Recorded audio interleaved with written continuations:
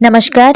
राम राम सभी का एक बार फिर से गुरुकुल एजुकेशन में स्वागत करती हूँ। आज की इस वीडियो में हम पढ़ने जा रहे हैं पंचायती राज। पंचायती राज क्या है और पंचायती राज के क्या उद्देश्य हैं, उसके क्या काम है और उसके क्या महत्व है, इन सारी बातों को आज हम जानेंगे। तो बहुत ही इंपॉर्टेंट वीडियो होने वाली है, क्योंकि ये एग्जाम्स में तो आते ही हैं, कॉम्पिटिटिव एग्जाम्स में। उसके अलावा 9th और 5th क्लास से बीए और एमए के स्टूडेंट्स को भी यह पढ़ाया जाता है। इस तरह यह बहुत ही इंपॉर्टेंट टॉपिक है। साथ में बीए सेमेस्टर 1 में अंडरस्टैंडिंग इंडिया में, जो कि कॉमन कोर्स है, उसमें भी आपको पंचायती राज व्यवस्था को पढ़ना होता है। इसलिए आज के इस वीडियो में हम पंचायती राज को पढ़ने जा रहे हैं। वीडियो को बिना स्किप किए हुए देखें ताकि आपको पंचायती राज व्यवस्था समझ में आ सके। तो चलिए श्री गणेश करते हैं आज के इस वीडियो का। 1947 में हमारा देश आजाद हुआ। उस समय हमारे देश की आधे से ज्यादा आबादी गांव में बसा करती थी। तो सरकार के लिए यह चुनौती थी वह किस तरह से गांव के लोगों के साथ संपर्क स्थापना कर सके। गांव की क्या परेशानियां थी वह सरकार तक पहुंचाया जा सके और सरकार की नीतियों को गांव तक ले जाया जा सके। इस वजह से यह ज्यादा जरूरी हो गया था कि गांव के लोगों के साथ संपर्क साझा किया जाए। इस वजह से ही सरकार ने सामुदायिक विकास कार्यक्रम, जो कि 1952 में, तथा राष्ट्रीय विस्तार सेवा जैसे कार्यक्रम चलाए थे। लेकिन इससे ज्यादा कुछ फर्क नहीं पड़ा।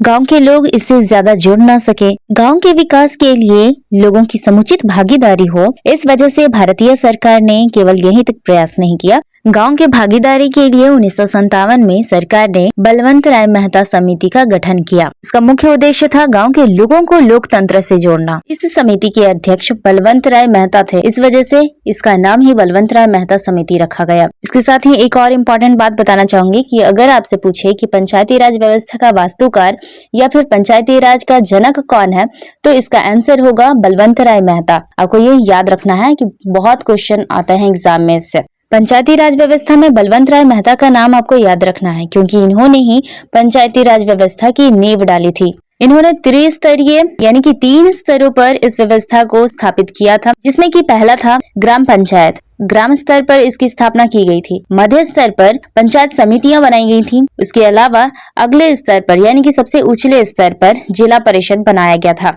आप स्क्रीन पर देख सकते हैं, सबसे पहले है ग्राम पंचायत, इसके बाद है पंचायत समिति और अंतिम स्तर पर है जिला परिषद। इस तरह गांव को 3 व्यवस्थाओं में बांट दिया गया। बलवंत राय मेहता समिति के इन सिफारिशों को 1 अप्रैल 1958 में लागू किया गया।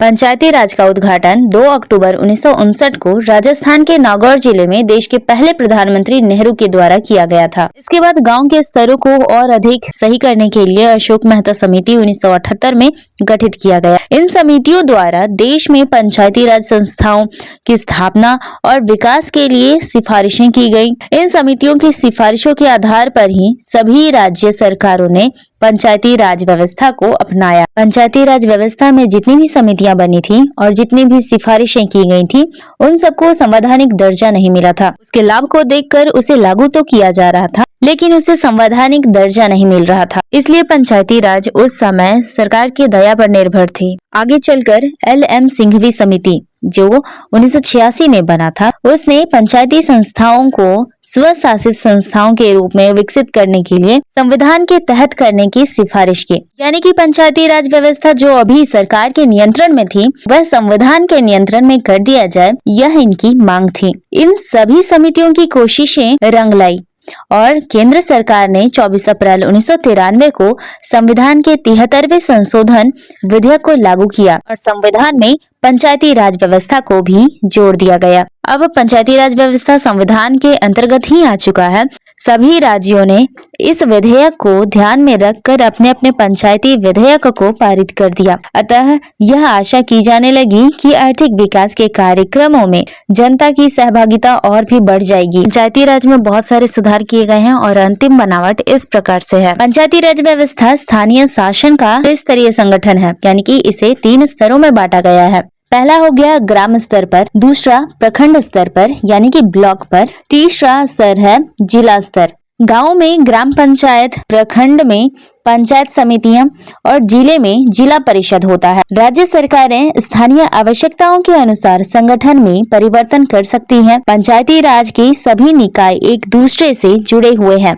एक से अधिक गांव मिल जाने पर प्रखंड बन जाते हैं, एक से अधिक प्रखंड मिल जाते हैं तो जिला बन जाते हैं। इस तरह से ही स्तर एक दूसरे से जुड़े हुए हैं। तीनों स्तर ही ग्राम स्तर, प्रखंड और जिला स्तर एक दूसरे से जुड़े हुए हैं। अब आगे जानते हैं ग्रामीण विकास में क्या भूमिका है पंचायती राज व्यवस्था की और उसके महत्व क्या है, इसे हम जानेंगे। तो पंचायती राज के क्या काम है वह जान लेते हैं।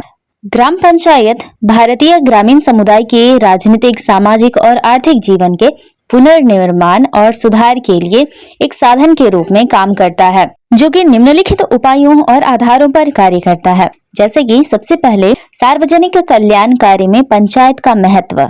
दूसरा है ग्रामीण आर्थिक जीवन में पंचायतों का महत्व, जिसके अंदर खेती में सुधार, सिंचाई की व्यवस्था, पशुओं की समस्या का हल, भूमिहीन मजदूरों की समस्या का हल, सहकारी समितियों को संगठित करना, ग्राम उद्योग धंधों का संगठन। तीसरा है ग्रामीण सामाजिक जीवन में पंचायतों का महत्व। चौथा है ग्रामीण राजनीतिक जीवन में पंचायतों का महत्व। पंचायती राज व्यवस्था का महत्व, काम और भूमिका को जानने से पहले अगर आपको वीडियो अच्छा लग रहा है, आपको समझ में आ रही है सारी बातें, अभी चैनल को सब्सक्राइब कर लें और साथ में बेल आइकन को भी प्रेस कर लें ताकि नोटिफिकेशंस आपको मिलते रहें। अभी हमने 4 मुख्य महत्व को जाना। इन सभी महत्व को, इसके कामों को बहुत विस्तार से जानेंगे। उसके अंतर्गत जो कार्य हैं वह जानते हैं कि यह महत्वपूर्ण क्यों है। तो सबसे पहला हो गया सार्वजनिक कल्याण कार्य में पंचायत का महत्व। इसके अंतर्गत कल्याण कार्य में पंचायत का महत्व बहुत अधिक है। जैसे कि स्वास्थ्य की उन्नति में सहायक होता है। पंचायती राज चिकित्सा के माध्यम से भी महत्वपूर्ण है। सफाई की व्यवस्था करता है, यातायात के साधनों का विकास करता है, पीने का पानी की व्यवस्था भी इसी का कार्य है। आमोद प्रमोद का आयोजन भी यह करवाता है, यानी कि हास्य और सत्संग के कार्यक्रम जितने भी होते हैं यह कल्याणकारी कार्यों में पंचायतों के द्वारा ही होते हैं। इसके अलावा युवक, महिला और बाल कल्याण के लिए भी यह कार्य करता है। अकाल, बाढ़ और प्राकृतिक विपत्ति जब आती है तो इसमें सहायता प्रदान करना भी पंचायत का ही कार्य होता है। पंचायतों के महत्व और स्वास्थ्य की दृष्टि से यह बहुत ही महत्वपूर्ण है। गांव में सफाई व्यवस्था बनाए रखने का कार्यक्रम, संक्रामक रोगों के लिए रोकथाम का प्रयास इनके द्वारा होते रहता है और पंचायत का महत्व यहाँ पर इसीलिए अहम हो जाता है। एक और पंचायत अकाल और बाढ़ की स्थितियों में लोगों की रक्षा भी करता है, तो दूसरी ओर महिला और बच्चों के लिए भी कल्याण कार्य करते हैं। पंचायत प्रशिक्षण शिविर, सम्मेलन आदि का भी संचालन करती है। पंचायत राज व्यवस्था महिलाओं के लिए भी कार्य करती है, जैसे कि महिलाओं के लिए सिलना, बुनना, नाचना, गाना, जैसे कि गृह कार्य, गृहस्थी को चलाने के लिए कला आदि सिखाने का भी कार्य पंचायती राज व्यवस्था के अंतर्गत होता है। इसमें महिलाओं को बहुत सारी ट्रेनिंग दी जाती है ताकि वे अपना घर बार संभाल सकें। इस तरह से सार्वजनिक कल्याण करने में पंचायत बहुत महत्वपूर्ण महत्व रखती है। ठीक है, अब दूसरा जो महत्व है इसका, ग्रामीणों की आर्थिक जीवन को सुधारने में पंचायत का क्या महत्व है उसको जानते हैं। इसमें सबसे पहले हो गया खेती में सुधार, यानी कि इसके अंतर्गत बहुत सारी कार्य पंचायतों को करना होता है, जैसे कि कृषि उत्पादन योजना बनाना होता है, पंचायती भूमि की योजना बनाना उसका कार्य है, भूमि सुधार के लिए कार्य करना, भू संरक्षण की योजना को आगे बढ़ाना, कंपोस्ट बनाना, गांव में कूड़ा करकट का उचित उपयोग करना, कृषि अभियानों को कार्यान्वित करना और फल सब्जियों के उत्पादन को प्रोत्साहित करना और वृक्षारोपण और वन महोत्सव को सफल बनाना। यह पंचायत का कार्य है। खेती में सुधार लाने के लिए उसे इस तरह के कार्य करने पड़ते हैं। ठीक है, अब आगे चलते हैं। दूसरा का ही सेकंड नंबर होगा सिंचाई की व्यवस्था में पंचायत का महत्व। भारतीय ग्रामीण जीवन में वर्षा का बहुत महत्व है, क्योंकि आज भी जितनी खेती होती है वह प्राकृतिक माध्यम से होती है, वर्षा के माध्यम से ही होती है। लोग वर्षा पर निर्भर करते हैं। इसी निर्भरता को दूर करने के लिए कुआं, तालाब, नहरों का निर्माण किया गया। उसकी देखरेख और सुधार का कार्य करना पंचायत का ही काम है। इसलिए इससे रिलेटेड जितने भी काम होंगे पंचायत को ही करने होते हैं। यहाँ एक बात और मैं ऐड करना चाहती हूँ कि अगर आप गांव से हैं और आपकी पंचायत में इस तरह के कार्य अगर पंचायतों के द्वारा नहीं हो रहा है, उन्हें पता नहीं है, तो आप उसे सुझाव दे सकते हैं। आप उन्हें सुझाव दे सकते हैं कि ये कार्य उन्हें करने चाहिए और लोगों को भी पता होना चाहिए कि पंचायतों के क्या काम होते हैं। आप इन कार्यों को जानकर आप खुद जागरूक हो सकते हैं। आप अपने अगल बगल के लोगों को भी जागरूक कर सकते हैं और साथ में ही पंचायत को सुझाव भी दे सकते हैं, ताकि आपका विकास हो, गांव का विकास हो और पूरे राष्ट्र का विकास हो। अब आगे बढ़ते हैं। सार्वजनिक कल्याण के अंतर्गत तीसरा जो महत्वपूर्ण कार्य है पंचायती राज का, वह है पशुओं की समस्या का हल। पशुओं के नस्ल में सुधार करना, उन्नत नस्ल की मुर्गी बकरियों का पालन की व्यवस्था करना, चारागाह को सुधारना, पशुओं की बीमारियों की सूचना देना, मछली उद्योग का विकास करना, पशुओं के क्रय और विक्रय हेतु ऋण की व्यवस्था करना आदि काम पंचायती राज व्यवस्था के अंतर्गत आते हैं। इसके बाद भूमिहीन मजदूरों के लिए उनकी समस्या का हल करना भी पंचायती राज के अंतर्गत आता है। जैसे कि भूमिहीन मजदूरों की भूमि दिलाने की व्यवस्था करना पंचायतों का काम है। इसके बाद है सहकारी समितियों को संगठित करना। 6 नंबर में है ग्राम उद्योग धंधों का संगठन करना। पंचायती राज के अंतर्गत तीसरा उनका महत्व है, तीसरा काम कहेंगे तो वह है ग्रामीण सामाजिक जीवन में पंचायतों का महत्व।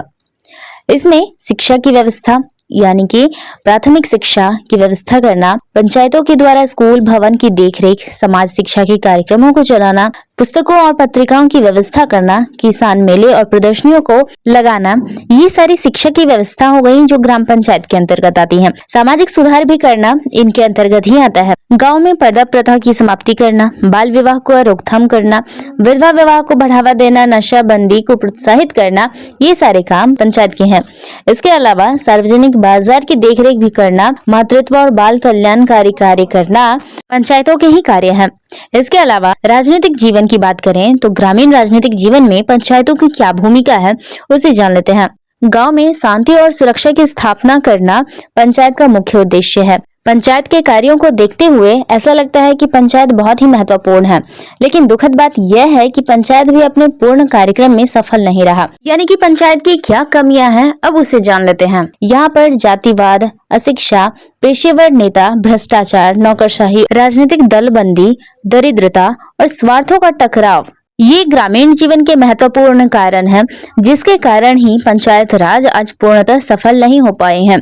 ये सारी कमियां हैं पंचायती राज में जो मिटना चाहिए, और ये केवल शिक्षा और जागरूकता से ही मिट सकता है। तो आज के इस वीडियो में हमने पढ़ा पंचायती राज क्या है, पंचायती राज के क्या काम है और उसके क्या महत्व है। तो ये सारी बातों को आज हमने जाना।